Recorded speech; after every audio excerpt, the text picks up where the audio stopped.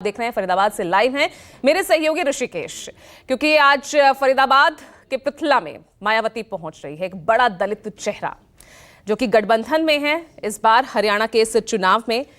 तो ऐसे में ऋषिकेश, आज क्योंकि हम लगातार देख रहे हैं कि दलित वोट बैंक की राजनीति पहले कुमारी शैलजा के नाम पर किस तरह से तेज होती नजर आई थी, अब आज खुद मायावती चुनावी मैदान में उतर रही हैं, तो किस तरह से आज वो साधने की कोशिश करेगी इस वोट बैंक को।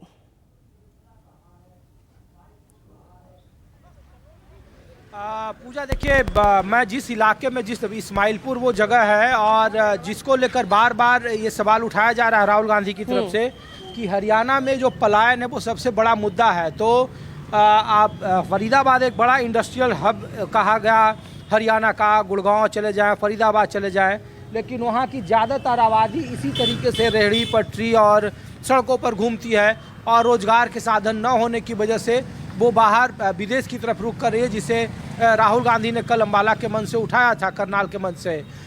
जो दूसरी बात कही जा रही थी कि इनेलो और बसपा का जो गठबंधन और पृथला में जो मायावती रैली कर रही है, तो इस बार के चुनाव में जो दलित वोट बैंक है जिसकी सबसे ज़्यादा चर्चा हो रही है, तकरीबन 21 से 22% है हरियाणा में, और ये पूरा चुनाव जातीय अस्मिता के नाम पर लड़ा जा रहा है हरियाणा का पूरा चुनाव।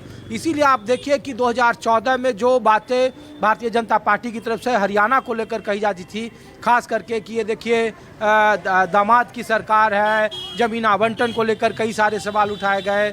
तो 14 में जो आरोप आम आदमी पार्टी लगाती थी, भारतीय जनता पार्टी लगाती थी जब उनका उफान था, तो अब 10 साल लोग पूछ रहे हैं कि 10 साल सरकार में रहने के बावजूद उन मुद्दों को अगर फिर से भारतीय जनता पार्टी उठा रही है तो आप समझिए कि उनका एजेंडा किस तरीके से नहीं बदला है, वो सिर्फ वही रटी रटाई बातें कर रहे हैं।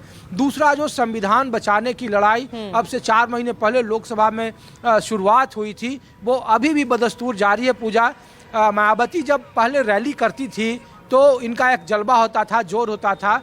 आप 21% आबादी में किसी गांव में चले जाइए, किसी तबके में चले जाइए, चाहे वो ग्रामीण हो, कस्बाई हो या फिर शहरी हो, जिनकी बुनावट सामाजिक बुनावट जैसी हो, सभी लोग इस बात को लेकर नाराज़ हैं कि बीते 10 सालों से भारतीय जनता पार्टी का जो शासन रहा है वो एक खास जगहों पर सेंट्रिक रहा है। अगर आपके विधायक वहाँ जीते हुए हैं तो वहाँ वो अपनी योजनाएं ले गया, अगर आपके इलाके का कोई मंत्री है तो वो वहाँ ले गया, अगर आप मुख्यमंत्री के करीबी हैं तब आपके यहाँ योजनाएं चली जाएंगी। बाकी शहर में चाहे किसी भी वर्ग का हो, किसी भी तबके का हो, वहाँ वो बुनियादी सुविधाएं नहीं पहुँची है जिसको लेकर सरकार दावा कर रही है। तो इस बार चुनाव जातीय अस्मिता पर है, कोई झंडा बरदारी नहीं है। देखिए, हाँ, एक बात ज़रूर है कि कुमारी शैलजा के प्रकरण से 10 दिन का जो गैप हो गया था, उसमें ये परसेप्शन बीजेपी बनाने में कामयाब होती दिख रही थी कि कुमारी शैलजा नाराज़ हैं, दलितों का अपमान किया, अशोक तंवर हो, कुमारी शैलजा हो, उनको पार्टी तरहीज़ नहीं दे रही है। लेकिन जिस तरीके से कुमारी शैलजा ने अपनी चुप्पी तोड़ी और वो अपने को कांग्रेसी बताई और वो कल राहुल गांधी के साथ मंच पर दिखी, हालांकि उसे भी रस्म अदायगी कहा जा रहा है, लेकिन बावजूद इसके लोग कह रहे हैं कि जो वोटर है वो कोई चेहरे के आधार पर हरियाणा में वोटिंग नहीं कर रहे हैं, वो मुद्दों के आधार पर वोटिंग कर रहे हैं। और मुद्दा यह है कि भारतीय जनता पार्टी के 10 साल के शासन से वो त्रस्त है। इसलिए देखिए, जो NH-44 आप जब दिल्ली से पार करें सिंधु बॉर्डर से, सोनीपत, पानीपत, करनाल, अम्बाला, कुरुक्षेत्र, इसमें 27 विधानसभा की सीटें थी पूजा 2019 में, और 17 से ज़्यादा सीटें भारतीय जनता पार्टी के कब्जे में थी।